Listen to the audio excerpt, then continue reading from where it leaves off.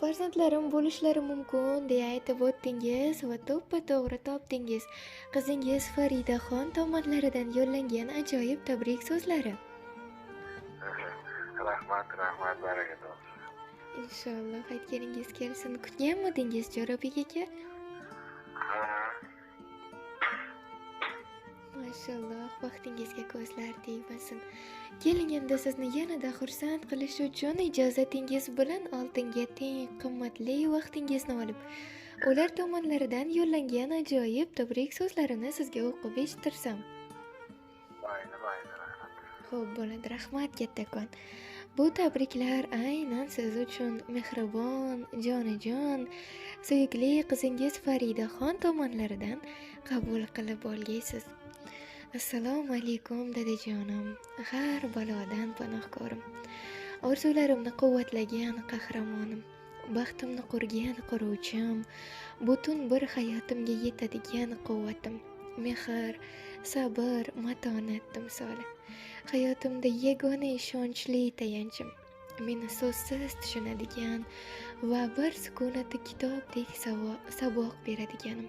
Dadajonim, hayotimda qanday va qancha go'zal ta'riflar bo'lsa, barchasi eng avval sizga tegishli. Yoshligimda kimdir xafa qilsa dadamga aytaman degan gapimni hamon eslayman. Demakki, o'shanda ham men uchun yagona ishonchli insonim siz bo'lgansiz. Xuddi bugungidek. Yana esimdaki, yoshligimizda ishdan charchab qaytsangiz, biz bilan o'ynab charchoq chiqarardingiz. Yoshim ulg'aygani sari xursand bo'laverdim-u, ammo sizning sochlaringizga mening har bir yoshim oq tushiraverganini sezmay qolibman. Dadajon, yoshingizni ichida bo'lishidan qat'iy nazar biz uchun tinmaysiz-a. Dam olish degan so'z lug'atida mavjud bo'lmagan zotlar otalar ekan dunyoda. Bizni yaxshi ko'rishingizni oshkor aytmasangiz-da, qo'lingizdagi qadoqlar cheksiz muhabbatingizni isbotlaydi. O'zingiz ko'p narsasiz yashadingiz, lekin bizni hech kimdan kam qilmadingiz, hech narsaga zoriqtirmadingiz. Alloh sizdan rozi bo'lsin, dadajon.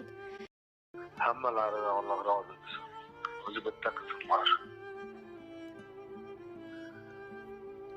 Umr uzoq bo'lsin.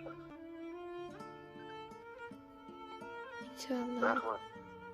Inshaalloh aytganingiz kelsin. Hammalaridan Alloh rozi bo'lsin. Hammalari baraka topsin.